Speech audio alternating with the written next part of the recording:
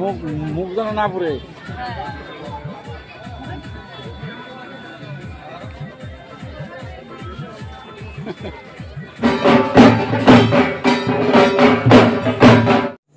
Good evening বন্ধুরা, তোমরা সবাই কেমন আছো? আশা রাখছি যে যেখানে আছো সুস্থ আছো, ভালো আছো। লিপিপাল ব্লগে সবাইকে স্বাগত জানিয়ে ভিডিওটা স্টার্ট করলাম। আশা রাখছি তোমাদের ভালো লাগবে। ভালো লাগলে একটু লাইক করে কমেন্টের মাধ্যমে জানাতে পারো কেমন লাগলো তোমাদের ভিডিওটা। তো চলো, প্রথমে তো রাজবাড়ি ঠাকুর দেখে আসলাম। ওটা হচ্ছে মন্দির, রাজবাড়ি, জলপাইগুড়ি রাজবাড়ি যে আছে আমাদের এখানে, সেই মন্দিরটায় ও ঠাকুরটা দেখে আসলাম। তারপরে চলে আসলাম দিনবাজারে এই পাশটায়। তো আরেকটা ঠাকুর দেখলাম, বেশ ভালো লাগলো। আর দেখো বাইরে এসে গেছি, এমন লাইন পড়েছে, ওর জন্য একটু ফাঁকা জায়গায় এসে দাঁড়ালাম, খুব গরম লাগছে। তারপর দেখো রাস্তার পাশে একটা মন্দির, এটাতে যাবো। তো অনেকটা ভিড়, তার জন্য বাইরে একটু দাঁড়িয়েছিলাম। তারপরে মন্দিরটা ঢুকলাম, কিন্তু ক্যামেরা করতে পারিনি, তার জন্য সরি। কেন কি অনেকটা ভিড় ছিল, ওখানে যে আমি একটু ভিডিও তুলবো সেটা আর করতে পারলাম না। তো যাই হোক, তারপরে চলে আসলাম। দেখো মানুষের ভিড়ে এতটা গরম লাগছে, এর জন্য কিন্তু আমার এখনও ঠান্ডাটা সারেনি। তো এখনও ছাড়িনি, ওর জন্য ভয়েসগুলো দিতে পারিনি, ভিডিও ছাড়তে পারিনি এতদিন। এই যে অসুস্থ হয়ে পড়েছিলাম, তারপরে এতটা গরম লেগেছে, গরমের মধ্যে আবার ঠান্ডা খেয়েছিলাম। চলো দেখাচ্ছি কি খেয়েছিলাম, তার জন্য আমার এই অবস্থা। চলো, তখন তো সাথে সাথে তো আর হয় না, তারপরে কিছুদিন পরে মানে এই এফেক্টটা পড়ে। তো এই যে দেখো খুঁজছি যে ঠান্ডা দোকানটা, মানে লচ্ছি বা কোনো কি বলে বরফি টরফি কিছু আছে কি না। যাই হোক, কিছু একটা ঠান্ডা জিনিস খাবো আর কি, পানীয় হোক বা কিছু। চলো দেখাচ্ছি কি খাবো এখন।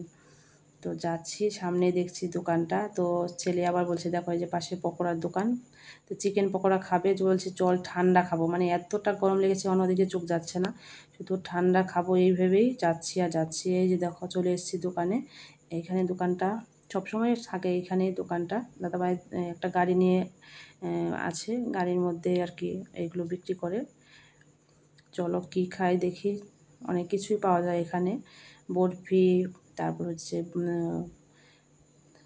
লচ্ছি, অনেক কিছু। দেখো ফালুদা, সব ফালুদায় অনেক আইটেমে পাওয়া যায়, ড্রাই ফালুদা, ফ্রুটস দিয়ে সব কিছু।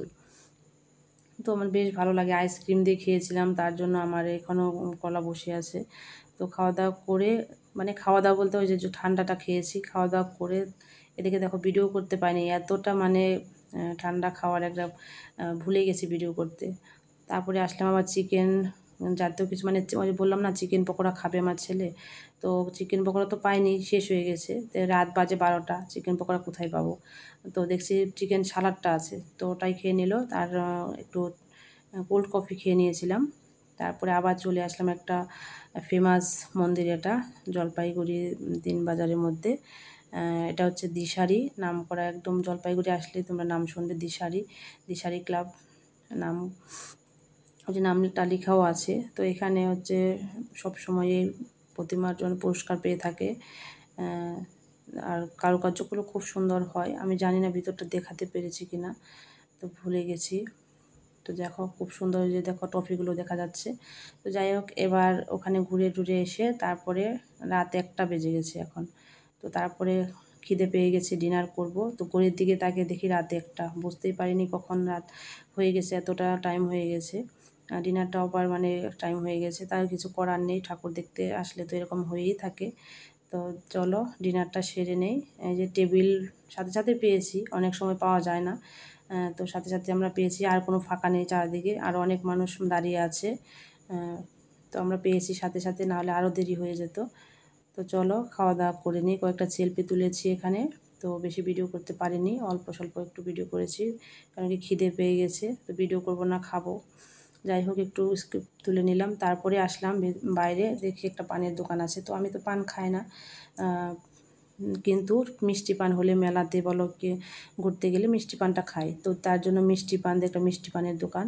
তো এখানে আবার দেখছি লেখা আছে যে ফায়ার পান, মানে ধোঁয়া যেটা ওঠে আর কি, বা আগুন দিয়ে যেটা পান বানানো হয়। তো বেশ ভালো লাগলো, ইন্টারেস্টিং একটা ব্যাপার যে ধোঁয়া উঠবে। তো বললাম ভাইকে যে এখানে কি মানে ধোঁয়া উঠবে, বলছে যে হ্যাঁ।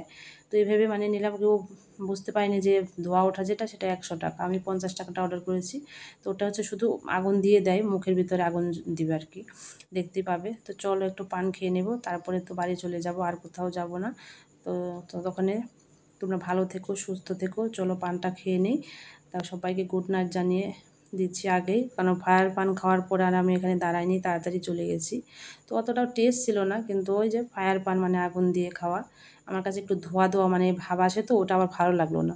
তো যাই হোক, মুখে দিয়ে কিছুক্ষণ চিবিয়ে আমি ফেলে দিয়েছিলাম, কিন্তু আমার বর যেটা খেয়েছিল মানে এটা ধোয়া ছাড়া, সেটা পানটা কি ভালো ছিল, মানে অনেক কিছু দিয়েছিল তো পানটা ভালো ছিল, কিন্তু আমারটা ওই ধোয়া ধোয়া গন্ধ, ওই জন্য অতটা ভালো লাগেনি।